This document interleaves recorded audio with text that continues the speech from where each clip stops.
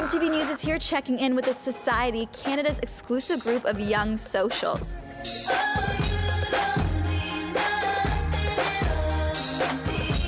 Just to give you a heads up, like who's coming, mixture between like editors, socials, celebs. What are socials, as in like socialites? Yeah. Okay. It's just like abbreviation. Today's event harks on the debate societies of the early 19th century. The format is that this is the government, this is the opposition. Okay, so Sue, tell me why Fred Perry decided to get involved with the secret debate night of the Society. Well, for us, it was such a natural fit. Fred Perry is a brand that's over 60 years old and steeped in tradition. So this is a perfect event, Dead Poet Society type feel, and it's a perfect marriage between style and also an awesome debate topic. The location was kept secret until just hours ago. Are we human?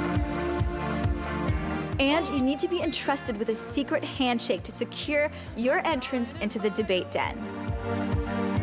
My hands are cold, and I'm on my... Tell me a little bit about who's going to be facilitating the actual debate tonight. Mark has had an incredible career. He's an author of 12 books, 3 of those which are on the national best-selling list. He's a lecturer and has spoken around the world. But the debate tonight is about whether or not the government should support arts. Why do you think a bunch of young socials care about what the government does? Well, I think most of the people in this group are passionately interested in the arts in general, but they probably have differing opinions about where the money should come from. Stephen Harper recently made some comments about how Canadians don't value the arts, and so I think this is extremely relevant, especially during the economic crisis. So you are kind of like the 4 people who were picked from Canadian universities to speak at this event. Kind of special. Yeah, we're sort of a big deal. You guys are like the master debaters. I think over the next 5 years, we're so committed to clean energy research that we're going to put $1 billion into that. Whereas in 1 year, we're happy to spend $3.4 billion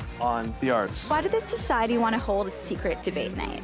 Basically, we were really inspired by this whole idea of the underground debate clubs and sort of felt like, once you'd left university, why did that intellectual conversation have to fall by the wayside? So everybody ends up talking about the hills or, what's in some of these sort of celebrity magazines. And I think it's important to bring conversation back and to make that a priority. It's not about just going to the bar anymore and having drinks. It's about socializing and having cocktails in a really intellectual and interesting place.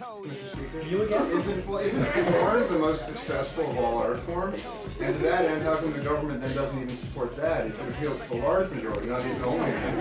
The government doesn't sponsor fetish porn, leather porn, latex porn. I have extreme difficulty finding good latex porn. Porn is basically, if it is a very successful industry, that means the government doesn't need to help it. But that will basically be what happens to art if you don't have government support for it. It will all be very mainstream. You will all have the equivalent of like the size double D cup woman not really doing anything beyond like the normative set of acts that you see in pornography. This is basically what government's model will do for art. Can you define normative in that? Don't act like I never told you.